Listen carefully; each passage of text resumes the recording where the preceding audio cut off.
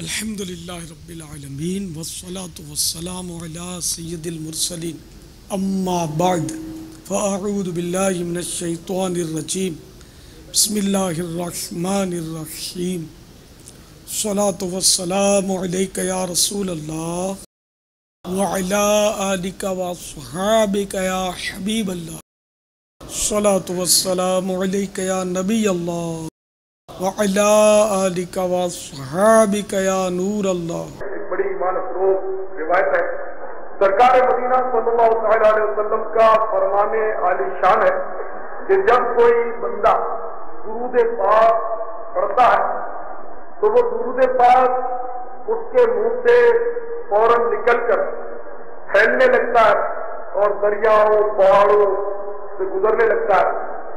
جہاں جہاں سے گزرتا ہے تو وہ شجر حجر بحر یہ سب کے سب سے گزرتے ہوئے یہ اعلان کرتا ہے کہ میں فلاں بن فلاں کا درود ہوں جو اس نے اپنے پیارے حبیب صلی اللہ علیہ وسلم پر پڑھا۔ تو وہ ساری اشیاء یعنی کہ درخت شجر وغیرہ یہ سب کے سب اس درود پڑھنے والے کے لیے رحمت کی دعا مانگتے ہیں۔ اللہم صلی وسلم وبارک علی سیدنا مولانا ایک ایمان خور حدیث میں نے پڑھی، ترمذی شریف جلد دوسری میں حدیث ہے اور بہت ہی مستند حدیث، اور سرکار کا کرم ہے، سرکار کے صدقے میں اللہ تعالیٰ کی رحمت ہم گناہ گاروں پر چھما چھم رکھ رہی۔ تو ایک حج نہیں بلکہ 100 حج کا ثواب کس کے لیے؟ حدیث شریف ہے کہ جو صبح اور شام 100 بار سبحان اللہ کہہ لے وہ 100 حج کرنے والے کی مانند ہے۔ 100 حج، یہ اللہ تعالیٰ کا کتنا کرم ہے۔ اس کے معنی یہ نہیں کہ اس حج پر نہ جائے، صاحب اس حج سے تو یہ حج آسان ہے کہ 100 حج کا ثواب مل گیا، 100 حج کون کرے کہ اتنا خرچہ کریں، اتنا سفر کریں اور پھر جناب والا ایک حج کا ثواب اور 100 بار سبحان اللہ صبح شام کہہ دیں تو 100 حج کا ثواب، تو یہ تو ہم ڈیلی 100 حج کا ثواب کما سکتے ہیں۔ کوئی یہ سوچ کر 100 حج ترک نہ کرے۔ دیکھیے یہ 100 حج کا ثواب اپنی جگہ پر ہے لیکن وہ حج بھی اپنی جگہ پر ہے۔ تو اس 100 حج کے ثواب میں مدینہ نہیں، مدینہ ہے نظر کا، اب آپ کو آتا ہو تو آتا ہو، ہمیں تو نظر نہیں آتا، تو اس حج میں جاؤ گے تو مدینہ نظر آئے گا جو عاشقوں کی جنت ہے۔ پھر یہ کہ اس حج کے سفید اور بہت سارے حج نصیب ہو جائیں گے۔ مثال کے طور پر حرم شریف میں کعبۃ اللہ معظمہ میں آپ گئے، حرم شریف میں مسجد حرام تو وہاں ایک نیکی کی لاکھ نیکی ہے۔ اب یہی سبحان اللہ جو یہاں پڑھ رہے ہیں 100 بار، صبح شام اگر آپ نے حرم شریف میں 200 بار پڑھ لیے تو لاکھ گنا ثواب ہو جائے گا۔ تو حساب لگائیے ایک دن میں کتنے اچھا ثواب ہو گیا، کتنا ہو گیا، چلو جو بھی لگا ہمارا کروڑوں تک حساب پہنچ رہا ہے۔ تو ایک نیکی کی وہاں لاکھ نیکی، تو 100 حج کے ہو گئے لاکھ 100، 1 کروڑ ہو گیا، لاکھ 100 لاکھ کا 1 کروڑ ہوتا ہے۔ تو آپ اس حج کے لیے جاؤ گے تو روزانہ 1 کروڑ حج کا ثواب تو آپ نے کیوں چٹکی میں حاصل کر لیا۔ اس کے علاوہ جو نیکی کرو وہاں لاکھ کا حساب۔ یہاں آپ 1 لاکھ بار درود شریف پڑھو، پوری رات نکل جائے درود شریف 1 لاکھ آپ نہیں پڑھ سکتے، نہ اتنی کسی ہمت ظاہر ہے ہم کو تو کی تصویر شروع کرو تو وہ بھی پوری نہ ہو، اس سے پہلے شیطان تھپکی دینا شروع کرتا ہے کہ اب سو جا، رات دیر ہو گئی۔ لیکن وہاں مسجد حرام شریف میں 1 درود شریف پڑھو تو 1 لاکھ درود شریف کا ثواب، وہاں لاکھ کا بھاؤ۔ یہاں 2 رکعت نفل پڑھو تو 2 ہی کا ثواب، حرم شریف میں 2 رکعت پڑھو تو 2 لاکھ رکعتوں کا ثواب۔ تو یہاں کے 100 حج سے وہاں کے 1 حج کا مقابلہ نہیں ہو سکتا، وہ اپنی جگہ پر ہے اور یہ ثواب اپنی جگہ پر۔ اسی طرح پھر مدینہ مسجد نبوی شریف میں چلے گئے، حدیث میں آتا ہے کہ مسجد نبوی شریف میں جو 2 رکعت پڑھ لے، 2 رکعت پڑھ لے تو اس کو 1 حج کا ثواب۔ اور اسی طرح مسجد نبوی میں ایک نیکی کی 50,000 نیکی ہے، 1 بار درود شریف پڑھو آپ کو 50,000 درود شریف کا ثواب، 1 کلمہ طیبہ پڑھو تو 50,000 کلمہ طیبہ کا ثواب۔ تو یوں وہاں بھی بڑھ جاتا ہے حساب. اب جناب والا جہاں 1 لاکھ نیکی ہے، ایک کی 1 لاکھ، وہاں ایک کی 50,000.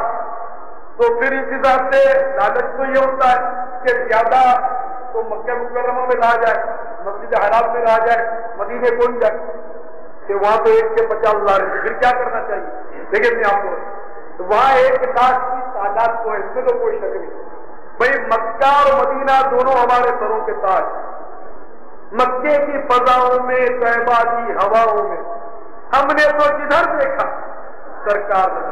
مکہ مکرمہ کی فضاؤں میں بھی میرے آقا نے سانس لیے، مکہ مکرمہ کی ہواؤں نے بھی میرے آقا کے جلوے دیکھے. اس سے تو کسی کو انکار نہیں. روح کی ہر شے میں سمو لوں تجھ کو، اے مکے کی ہوا آج کے میں روح کی ہر شے میں سمو لوں تجھ کو. اے ہوا تو نے تو سرکار کو دیکھا ہی ہے. تو سرکار کو دیکھا اس مکے کی ہوا نے. تو ہمارے لیے مکہ بھی سر کا تاج کہ مدینہ بھی سر کا تاج. اب مکہ مکرمہ میں مسجد حرام ہے، کعبۃ اللہ شریف ہے، وہاں 1 نیکی کی 1 لاکھ نیکی، اور مسجد نبوی شریف میں 1 نیکی کی 50,000 نیکی. اب 1 لاکھ اور 50,000 کا فرق میں عرض کر دوں. حالانکہ فاضل بریلوی رحمۃ اللہ علیہ نے سمجھایا کہ وہاں 1 لاکھ مطلب تعداد تو ہے، لیکن مالیت 50,000 کی یوں زیادہ ہے. اس کی مثال میں آپ کو اپنی زبان میں سمجھاؤں. بھائی ایک جگہ تو ہے روپے کے لاکھ نوٹ ہے، اور دوسری جگہ ہے 50 روپے کے 50,000 نوٹ. تو لاکھ نوٹ بڑھ گئے یا 50,000 نوٹ بڑھ گئے؟ 50,000 بڑھ گئے نا، کہ 100 کے ہیں 50,000 نوٹ اور 1 روپے کے لاکھ نوٹ. تو مکہ مکرمہ میں تعداد زیادہ اور مدینہ منورہ میں مالیت زیادہ. دوسرا ایک نمایاں فرق یہ ہے کہ 1 نیکی کی لاکھ نیکی تو ہے، مگر 1 گناہ کا لاکھ گناہ بھی ہے. اگر معاذ اللہ حرم شریف میں 1 بار کسی کی غیبت کی تو وہ 1,00,000 بار غیبت کی، 1 بار جھوٹ بولا تو وہ 1,00,000 بار جھوٹ بولا. 1 بار داڑھی منڈائی، لوگ وہاں بھی داڑھی منڈواتے معاذ اللہ معاذ اللہ. جب عمرہ کرتے نا تو سر منڈواتے تو ساتھ میں وہ داڑھی بھی منڈوا دیتے ہیں. بڑا ان پر طرف آتا ہے، کہیں عقل ملتی ہوتی تھوڑی اس کو بھی تیار ہے کہ کم از کم یہاں تو اس حرام فیل سے بچو. یا کیا ضرورت ہے تمہیں یہاں معاشرے کا اگر چل رہا تو وہاں کو تمہیں ملتا ہے، لیکن کیونکہ عقل نہیں، ایسا ماحول وغیرہ نہیں تو بیچارے اس طرح کرتے ہیں. اللہ سب پر فضل و کرم کرتا.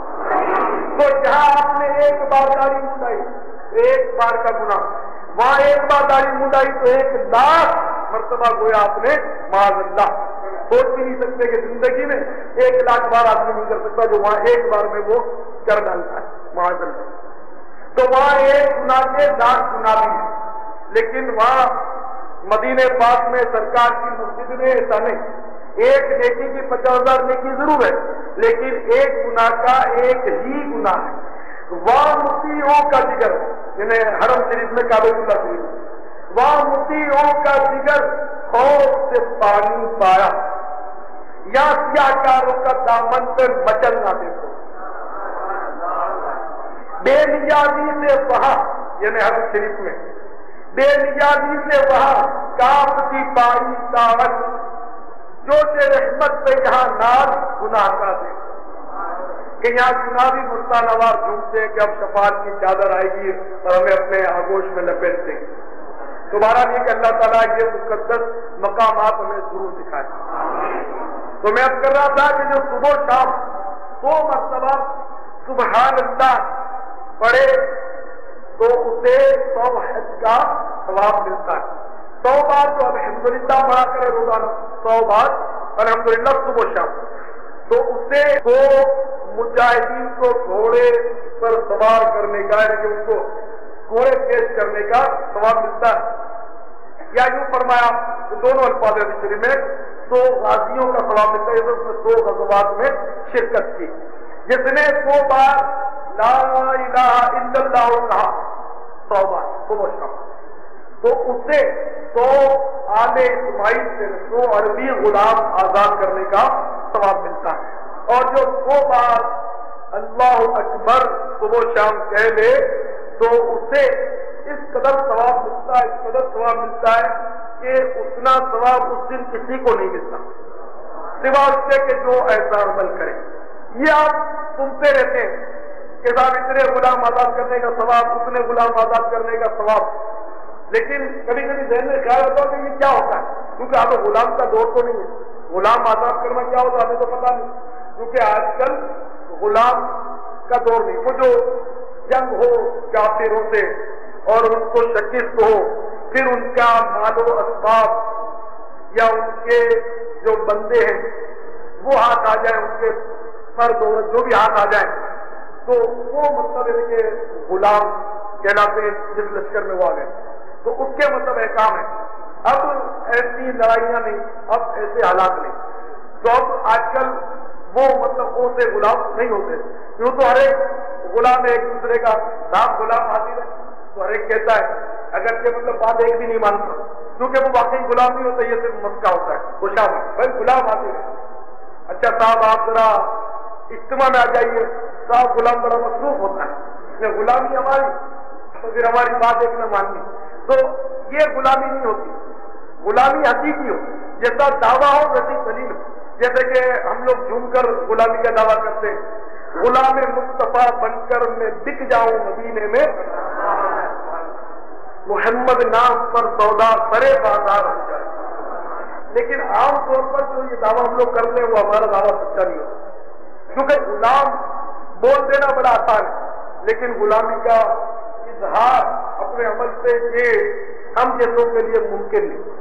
آپ غلامی کا دعویٰ کرتے ہیں، سرکاری غلامی، سب کہیں گے ہاں، تو سرکار نے فرمایا داڑھی بڑھاؤ مجھے پس کرو، داڑھی مٹانا حرام، فرماتے ہیں داڑھی بڑھاؤ مجھے پس کرو، اور میرے دشمن جو آگ سینے والے ان کی مخالفت کرو، ان جیسے چہرے من بناؤ، پھر آپ کی غلامی خطرے میں پڑ جاتی ہے، پھر کسی غلام کی ہمت نہیں ہوتی کہ وہ داڑھی رکھ لے۔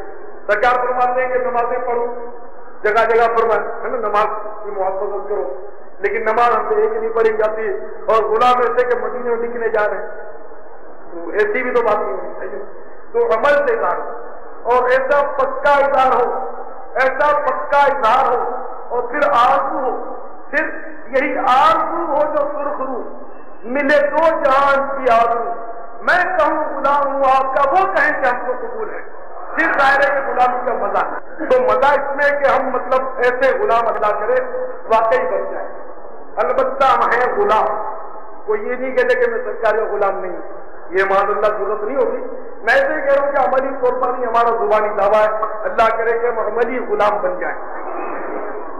تو میرے اسلامی بھائیوں، میں کر رہا تھا کہ ہم سنتے رہتے ہیں کہ غلام آزاد کرنے کا اتنا ثواب، کبھی یہ سوچا ہے یا نہیں سوچا، آپ کو پتا، میں تو سوچتا رہتا تھا کہ یہ غلام آزاد کرنے کا ثواب کتنا ہوتا ہو، تو پھر میں نے تھوڑی اس کی تحقیق کی، کتابیں کھول کر دیکھا کہ وہ حدیث تلاش کی جائے کہ غلام آزاد کرنے کا آخر کتنا ثواب، تو الحمدللہ مطلب یہ حدیثیں مجھے ملی کہ غلام جتنا اعلیٰ نسل کا آزاد کرے گا اتنا ہی زیادہ ثواب، تو عربی نسل جو غلام ہے نا آل اسماعیل سے، وہ سب سے اعلیٰ نسل ہے، بس سرکار کے جو دیش کا ہو ان سے بڑھ کر تو کوئی ہو بھی نہیں سکتا، ہم سوچ بھی نہیں سکتے، تو آل اسماعیل سے جو غلام ہیں عربی النسل، وہ سب سے اعلیٰ اور بیش قیمت مانے جائیں گے غلام، تو 100 بار صبح شام جو لا الہ الا اللہ پڑھے تو اس کو 100 آل اسماعیل جیسے غلام آزاد کرنے کا ثواب عربی ہے نا۔ اچھا یہ تو پھر بھی سمجھ میں بات نہیں آئی کہ آخر مطلقاً غلام آزاد کرنے کا ثواب کتنا، تو پھر حدیث شریف ملی مجھے کہ غلام کے جس عضو کو، یہ آپ لوگ نوٹ کر لیں، مبلغین خاص کر کے نوٹ کر لیں، لیکن غلام کے جس حصے جسم کو آزاد کریں گے اتنا اپنا حصہ جہنم سے آزاد ہو جائے گا، تو پورا غلام آزاد کیا تو پورے جہنم سے آزاد ہو گئے۔ تو میرے پیارے اسلامی بھائیوں، جو 100 بار لا الہ الا اللہ پڑھے اسے 100 عربی النفس غلام آزاد کرنے کا ثواب ملتا ہے صبح و شام، تو بڑی آسانی ہے اس میں الحمدللہ، یہ غلام آزاد کرنے میں ہم کو بڑی آسانی، مثلا ہم کھانا کھاتے ہیں برتن میں، پلیٹ میں، پیالے میں، وہ کھانا کھانے کے بعد ہم برتن کو چاٹنے دھو کر پی لیں، برتن کو جو دھو کر پی لیں. امام غزالی رحمۃ اللہ علیہ نقل کرتے ہیں کہ ایک غلام آزاد کرنے کا ثواب جو برتن دھو کر کھانے کے بعد پی لے. لیکن کرے کون؟ ہم کو تو شرم آتی ہے. ہم لوگوں کو سنتوں پر عمل کرنے میں بڑی شرم آتی ہے، گناہ کرتے بالکل شرم نہیں آتی. مثلا داڑھی رکھتے ہوئے شرم آتی ہے، داڑھی مونڈتے ہوئے شرم نہیں آتی. بھائی داڑھی رکھنے سے کس سے شرم آتی ہے؟ عوام سے، ماں باپ سے، معاشرے سے، سیٹ سے، آفیسر سے، مینیجر سے، ان سے شرم آتی ہے مذاق اڑاتے. حالانکہ داڑھی منڈا سے شرم آنی چاہیے کہ پیارے مصطفیٰ صلی اللہ تعالیٰ علیہ وسلم کو کیا منہ دکھائیں گے. تو ہم کو مطلب ہم لوگ الٹے کہ گناہ کرتے ہوئے حالانکہ شرم آنا چاہیے، لیکن ہم بدنصیب جو ہے وہ نیکیاں کرتے ہوئے شرماتے اور گناہ کرتے ہوئے بھولتے. کوئی شرماتا نہیں، گناہ کرتے ہوئے ہنستے. حالانکہ حدیث شریف میں کہ جو ہنس ہنس کر گناہ کرے گا وہ روتا ہوا جہنم کو جائے گا. تو اصل شرم میں اسلامی بھائیوں اس ذلیل معاشرے سے نہیں ہونی چاہیے. اصل شرم اللہ رسول سے ہو عز و جل صلی اللہ تعالیٰ علیہ وسلم، اور قیامت میں کھڑے ہونے سے اصل شرم، قیامت میں کھڑا ہونا یہ بہت بڑی بات ہے. وہاں کی شرم سے اللہ تعالیٰ ہر مومن مسلمان کو پناہ بخشے اور سب کے صدقے میں گناہ گار کو بھی، کہ ہمارے بے شمار گناہ ایسے ہوتے ہیں جو عوام میں ظاہر نہیں ہوتے لیکن باطنی طور پر وہ گناہ ہوتے ہیں. کہیں ایسا نہ ہو کہ قیامت میں ان کا پردہ اٹھا دیا جائے. کرے اس کو ہم نیک سمجھتے تھے، اس کو ہم ایسا سمجھتے تھے پہنچا ہوا یہ تو یہ اس کے کارنامے کہ قیامت میں ہمارا پردہ چاک نہ ہو جائے. اللہ تعالیٰ قیامت میں ہم سب کا پردہ رکھے. شیخ سعدی رحمۃ اللہ تعالیٰ علیہ ایک بار کعبۃ اللہ شریف کا طواف کر رہے تھے. ایک شخص پر نظر پڑی، وہ کعبۃ اللہ شریف کے غلاف سے لپٹ کر رو کر دعا مانگ رہا تھا کہ یا اللہ اگر میرے اعمال تیری بارگاہ کے لائق نہیں تو کل قیامت میں مجھے اندھا اٹھا. شیخ سعدی کو بڑا تعجب ہوا کہ یہ عجیب شخص ہے، یہ عجیب و غریب دعا مانگ رہا ہے. آپ نے اس کو جھنجھوڑا، کہا بھائی تو عجیب دعا مانگ رہا ہے، ہم لوگ قیامت کی عافیت مانگتے ہیں، تو کہتا ہے یا اللہ قیامت میں اندھا اٹھا. آخر یہ کیا فلسفہ ہے؟ تو شخص نے روتے ہوئے بتایا کہ بھائی بات یہ ہے کہ یہ دعا میں جو مانگ رہا ہے اس کا مفہوم یہ ہے کہ یا اللہ اگر تیرے دربار کے شاعر شان میرے اعمال نہیں تو قیامت میں مجھے اس لیے اندھا اٹھانا تاکہ میں تیرے نیک بندوں کے آگے شرمندہ نہ ہوں. شیخ سعدی یہ خدا تو سن کر بڑے متاثر ہوئے کہ کوئی بڑا پہنچا ہوا شخص ہے اور بڑا دور اندیش. آپ نے ان کو پوچھا من امداد تو کون ہے؟ تو اس نے کہا انا شیخ عبد القادر الجیلانی. تو میرے اسلامی بھائیوں ہمارے لیے اس واقعے میں درس عبرت ہے کہ پیران پیر دستگیر روشن ضمیر قطب ربانی محمود سبحانی پیر لاسانی غوث الصمدانی شہباز لامکانی حضرت شیخ عبد القادر الجیلانی قدس سرہ الربانی کے خوف کا اور قیامت کی شرم کا یہ عالم ہے. اس قدر قیامت کی شرم سے ڈرتے، حالانکہ آپ کی ریاستیں، آپ کی نیکیاں اور عبادتیں اس قدر ہیں کہ کتابوں میں نے پڑھا ہے کہ آپ فرماتے ہیں کہ میں نے جو ریاستیں اور مجاہدات کیے اگر کسی پہاڑ پر بھی رکھ دیے جائیں تو وہ پہاڑ بھی متحمل نہ ہو، اس ریاست کو وہ بھی برداشت نہ کر سکے، وہ بھی پھٹ. اس قدر آپ نے، اس قدر میں جنگلوں میں صحراؤں میں 40 دن تک 80 دن تک آپ بھوکے پیاسے عبادت کریں. اور ہم کو اگر ناشتہ تو گٹ کے کر کے دوپہر کا کھانا نہ ملے تو پیٹ میں من پڑ جاتا، موڈ آف ہو جاتا. دن میں 3 ٹائم تو کم از کم چاہیے، 4 ٹائم چل جائے گا، اوور ٹائم اس میں چل جائے گا، 3 کے 2 نہیں ہو سکتے کم از کم میں ہمارا کیا اور وہ روز بات کہی جائے. پھر بھی وہ اس قدر اللہ سے ڈرے اور شرمائے قیامت سے، اور ہم اتنے ڈھیٹ اور بے شرم ہوئے جا رہے ہیں کہ گناہوں پر شرم کا کبھی سوچا بھی نہیں کہ ہمیں شرمندہ بھی ہونا چاہیے، گناہوں پر ڈرنا بھی چاہیے. ہم بندوں سے ضرور ڈرتے ہیں، بعض گناہ ایسے ہیں کہ ہم بندوں سے ڈرتے ہیں کہ لوگوں کو پتا چل گیا تو لوگ کیا کہیں گے، اپنا امپریشن خراب پڑ جائے گا، اپنا بھرم ٹوٹ جائے گا، وقار مجروح ہوگا، ہم اگر اللہ کے نزدیک اچھے ہیں اور معاشرے کے نزدیک ذلیل ہیں، کوئی فرق نہیں پڑتا ہماری صحت پر. اگر معاذ اللہ کے نزدیک ہم برے ہیں معاذ اللہ، اور اس معاشرے نے ہمیں بالکل اپنے کندھوں پر اٹھا رکھا ہے، سر پہ چڑھا رکھا ہے، اتنی عزت کی بڑی کرسی پر بٹھا دیا، ہاتھ باندھ کر کھڑے رہتے ہیں، یہ عزت کسی کام کی نہیں. حقیقی عزت وہی ہے جو اللہ تعالیٰ کی نظر میں، اللہ کے نزدیک جو موجود ہے. ان اکرمکم عند اللہ اتقاکم، تم میں معزز اور مکرم وہی ہے جو اللہ کے نزدیک پرہیزگار ہے. تو بات تو وہی ہے کہ جو اللہ کے نزدیک اچھا ہے وہی اچھا، جو اللہ کے نزدیک اچھا نہیں وہ اچھا ہو ہی نہیں سکتا. تو اللہ تعالیٰ اپنی بارگاہ میں اچھا کرے اور دنیا کی بھی رسوائی سے بچے. کہ اگر دنیا میں آزمائش پڑ گئی، دنیا میں کوئی رسوائی ہو گئی، جیسے بے شمار بھائی ہمارے سنتوں سے ڈرتے ہیں، اسی لیے ڈرتے ہیں کہ لوگ بے شمار بھائی میرے تھے جن کو امامے سے بڑی لگن ہے، محبت ہے، کھوکھلی محبت ہے، اس لیے کہ معاشرے سے وہ شرماتے. تو میں تو اس محبت کو کھوکھلی کہوں گا. حقیقی محبت یہ کہ محبوب کی ادا پر مر مٹ جائے، چاہے ٹکڑے کر دیے جائیں. لیکن امامے سے محبت کرتے ہیں بیچارے، تو وہ کیا کندھے میں رکھا لیتے ہیں، پڑیا باندھ کر وہ بغل میں چھپا لیتے ہیں، بعض لوگ رومال میں چھپا لیتے ہیں، کبھی تھیلی میں رکھ لیتے ہیں، نماز کے ٹائم پر مانگتے ہیں، تو وہ شرماتے ہیں بیچارے. تو اور یہاں آ کر مانگ لیتے ہیں، اس میں بھی کئی بیچارے کندھے پر رکھتے ہیں. حالانکہ امامہ مبارکہ سرکار کی بہت ہی پیاری سنت، اور ہم لوگوں نے یہ سنت چھوڑ دی. امامے سے محبت دور ہے لیکن ہم معاشرے سے شرماتے ہیں. میرے بھائیوں، معاشرے سے نہ شرماؤ. اگر واقعی دل میں محبت ہے تو اس کا اظہار سر سے بھی ہونے لگ جانا چاہیے.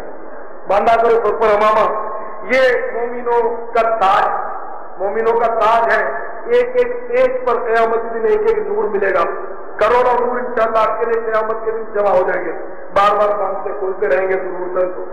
اور 2 رکعت آپ امامے کے ساتھ پڑھو گے تو 70 رکعتوں سے زیادہ ثواب ملے گا، ورنہ 2 ہی کا ثواب ملے گا. وہ بڑے فضائل ہیں سنتیں، تو اس سنت کو بھی اپنائیے. اللہ تعالیٰ آپ پر فضل و کرم فرمائے. سنتوں کی محبت ہے. ابھی میں نے جو فضائل بتائے وہ حج کے، وہ بھی شاید ہی سب کو یاد ہو. بہت مشکل. کیا یاد ہے آپ کو؟ تو حج کا ثواب کیا پڑھیں گے تو ملے گا. ایک بار سبحان اللہ پڑھ لیں تو حج کا ثواب ملے گا. صحیح ہے نا؟ صحیح ہے نا؟ دیکھو میں کئی لوگوں نے کہا دیا ایک بار میں 100 بار صبح شام سبحان اللہ پڑھیں گے تو 100 حج کا ثواب انشاءاللہ ملے گا. تو آپ لوگوں کو یاد بہت کم رہتا ہے، یہ شکایت تو مجھے آپ سے رہے گی. سفید لباس سرکار مدینہ صلی اللہ علیہ وسلم کو بہت پسند. سبز لباس بھی پہننا ثابت ہے سرکار پہ، مگر صحیح بات ہے کہ میری تو ہمت نہیں ہوتی کہ سبز لباس پہنوں. جو سبز رنگ ہے، پھر کرتا پہنو گے تو پاجامہ بھی پہننا پڑے گا. سمجھ گئے میری بات؟ تو سبز ہماری مسجد میں سبز بچھا دیے خالی. میں نے تو کئی بار کہا کہ مجھے پوچھا ہوتا تو میں سبز رنگ کا مشورہ نہ دیتا. بار بار اپنے قدم کے نیچے سبز رنگ آتا ہے تو ذرا طبیعت کو اچھا نہیں لگتا. ویسا ہے جائز، ہے جائز. اب یہ ضرور نہیں کہ جائز کام کو کر ہی گزرو. سبز رنگ پر پاؤں رکھنا جائز ہے، لیکن رکھنے کی کوئی فضیلت بھی تو نہیں ہے جو آدمی رکھے. تو ذرا دل کو مطلب ہے کہ ایک عجیب سا لگتا ہے کہ جس سبز گنبد سے اتنی محبت کریں، سبز رنگ سے اتنی محبت کریں، وہ پاؤں تلے روتے تو ذرا طبیعت کو اچھا نہیں لگتا. ویسے ہے جائز. لوگ سبز چپل بھی پہنتے، کسی کو روک کو نہیں سکتے ہیں، وہ بھی جائز کیونکہ شریعت کا مسئلہ جو ہے وہ تو یہی ہے. لیکن اپنی طبیعت کو اچھا نہ لگے تو اس کو کیا کریں. اعلیٰ حضرت رحمۃ اللہ علیہ فرماتے طیبہ صحیح افضل مکہ ہی بڑا زاہد. ہم عشق کے بندے ہیں، کیوں بات بڑھائی، ہم سے کیوں الجھتا ہے. تو وہ اعلیٰ حضرت رحمۃ اللہ علیہ کا عشق ذوق ہے. دوبارہ میرے پیارے اسلامی بھائیوں، سب بھی ثابت. تو سب چادر اوڑھیں گے تو کسی کو بچھانے کے لیے مسئلہ ہو جائے گا، بچھا کر مزہ نہیں آئے گا تو اس کو بٹھائے گا. آپ کو آئے گا، مجھے نہیں آئے گا. تو طرح طرح کے عزت دینے کے طریقے ہیں. ہم لوگ کھڑے ہو جاتے ہیں، اس کی مطلب تعظیم کرتے ہیں جس طرح بھی مرض. یہ عام ایک قاعدہ ہے، کوئی بھی سمجھدار عالم ہو اس سے پوچھنا. ہر داڑھی والا عالم نہیں ہوتا. کوئی سمجھدار عالم ہو اس سے پوچھ لینا. میری بات کی تصدیق کر لینا کہ مسلمان کسی کام کو اچھا سمجھ کر کرے، کسی کام کو اچھا سمجھ کر کریں اور وہ شرعن منع نہ ہو، شرعن وہ منع نہ ہو، اللہ کے نزدیک وہ ناپسندیدہ نہ ہو، تو اب مسلمانوں کے مل کر اس کام کو کرنے سے اللہ کے نزدیک بھی وہ کام پسندیدہ ہو جاتا ہے۔ یہ بالکل ایک عام قاعدہ، ورنہ تو یہ کہ بڑا نظام جان پر ہو گیا۔ اب یہ اس طرح کی RCC کی جو مسجد ہے، یہ اپنے کنکریٹ کی پکی مسجدیں پہلے بھی نہیں ہوتی، کھجور کے تنے اس طرح، تو مسلمان اچھا سمجھ کر کرتے ہیں تو اس کو برا کوئی بھی نہیں کہہ سکتا۔ تو اب یہ مسجد بناؤ گے وہ ثواب تو ملے گا آپ کو، یہ گناہ ہوگا آپ سے مطالبہ تو نہیں ہوگا کہ کھجور کے درخت کاٹ کے لاؤ، اس کے ستون گاڑو اور چٹائی کی یا گارے کی مٹی ملا کر چھت بناؤ اور گارے کا فرش رکھو۔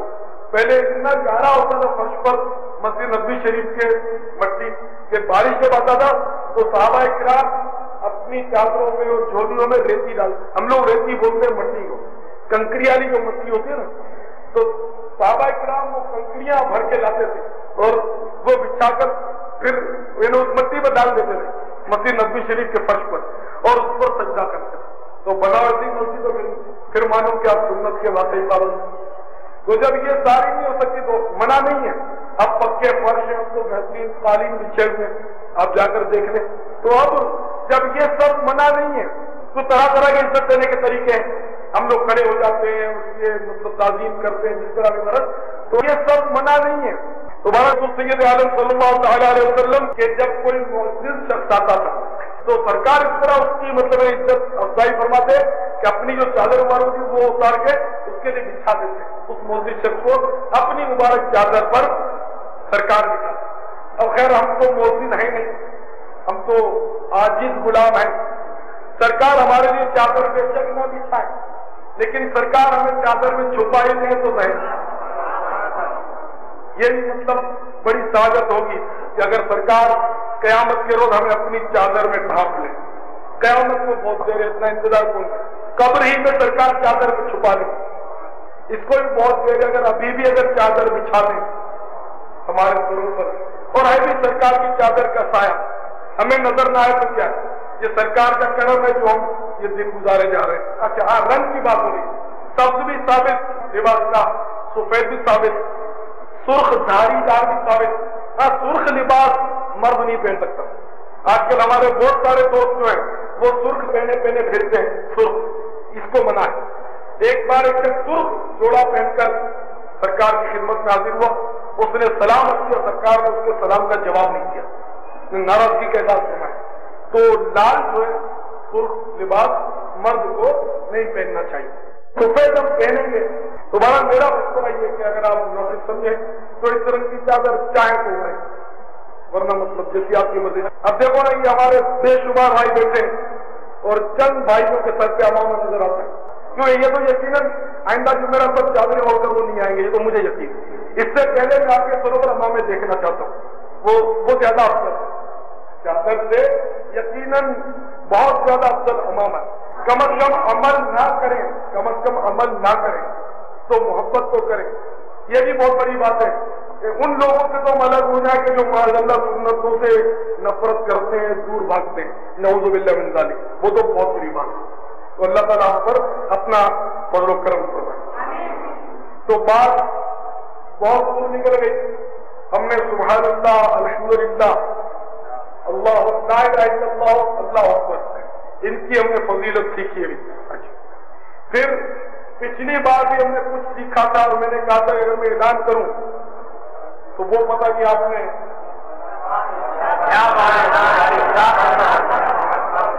بات ہے کہ 10%، 5-7% پیارے اسلامی بھائیوں کو یاد ہے، باقی اکثریت کو یاد نہیں ہے۔ دیکھو سارے یاد پہنچا رہے ہیں، کافی لوگوں کو یاد نہیں۔ ماشاء اللہ، ماشاء اللہ، بہت اچھا۔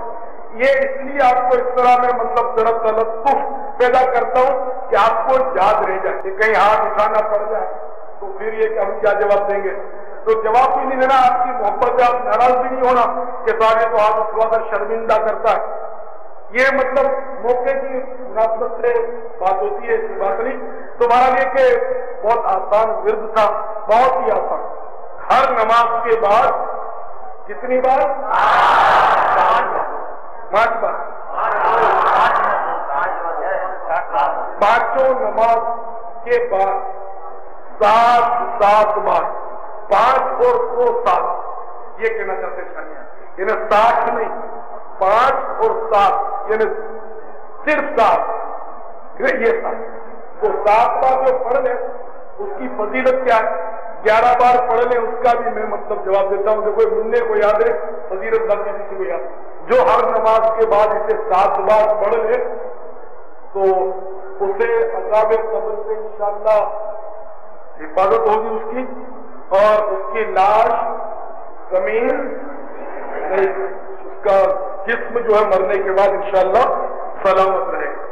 اچھا میں آپ کو ایک مثال دیتا ہوں. چابی میں آپ نے دیکھا زندانے ہوتے ہیں، میں آپ کو دکھاؤں نظر بھی نہیں ہے. یہ چابی میں زندانے 1 2 3 4 میری اس چابی میں 4 زندانے. اگر اس کے زندانے 4 کے میں 3 کر دوں تالا کھل جائے گا.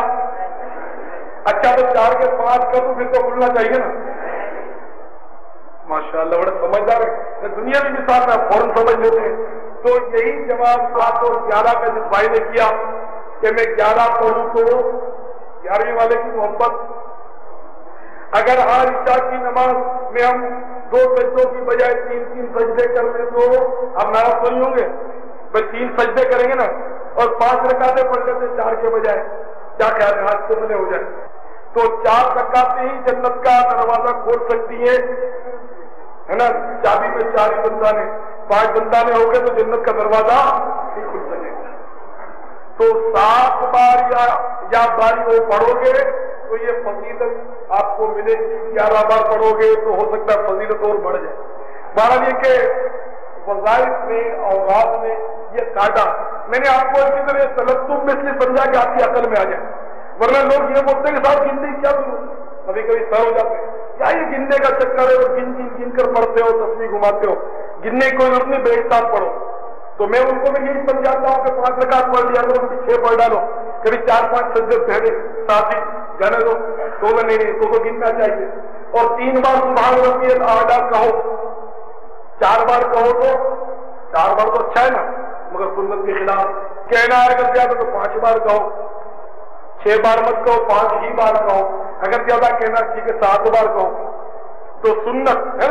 تو یہ گنتی جو تسبیح ہے نا ان کی گنتی ہوتی ہے. اس میں یہ تعداد ضروری ہوتی ہے کہ اگر ایک بار کم پڑھ لیا جب بھی وہ فضیلت نہیں ملے گی، ایک بار زیادہ پڑھ لیا جب بھی وہ فضیلت نہیں ملے گی. کہ وہی 40 کی مثال ہے.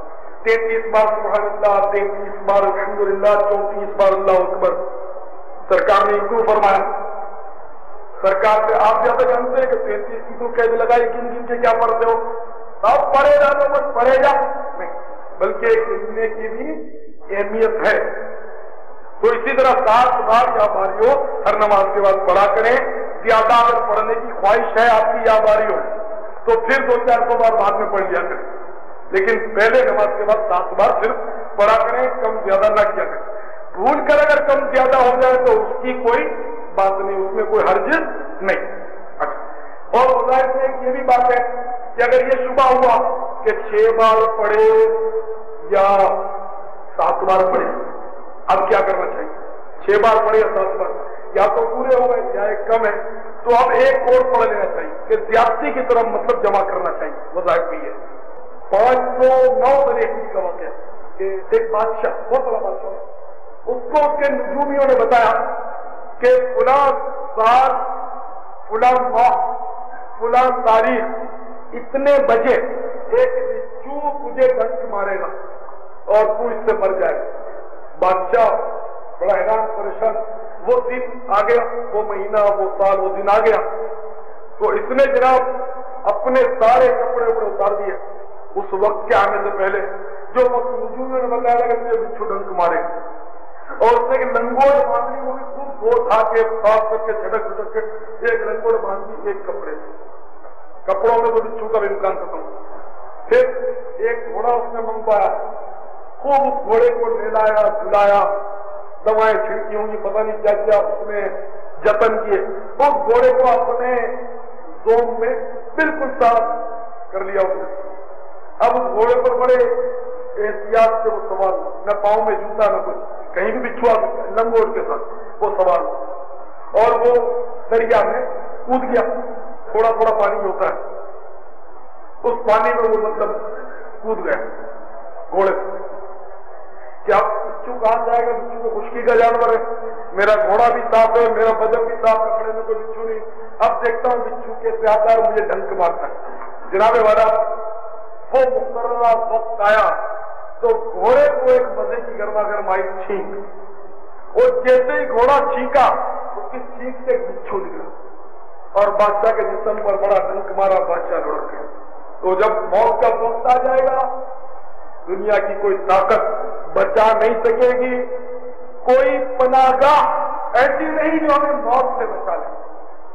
ہوتی تو سب سے پہلے شاید میرا چھپ جاتا، مگر کوئی ایسی پناہ گاہ نظر نہیں آتی، ہے بھی نہیں جو ہمیں اپنی موت سے بچا لے۔ کل نفس ذائقۃ الموت، ہر جاندار نے موت کا مزہ چکھنا ہے۔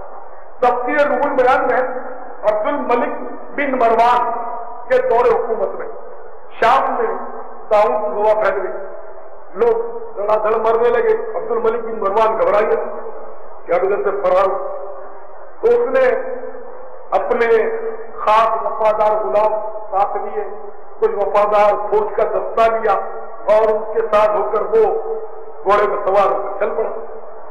اس قدر وہ سہما ہوا تھا طاعون سے کہ وہ نیچے نہیں اترتا تھا گھوڑے سے، کہیں مجھے جراثیم لگ جائیں گے طاعون کے، وہ گھوڑے ہی پر سو جاتا تھا۔ ایک بار رات کو چلتے چلتے سفر کے دوران سے نیند نہیں آ رہی تھی، تو اپنے غلام سے کہا کہ اگر آج نیند نہیں آ رہی کوئی سی دل بہلانے والی بات بتا۔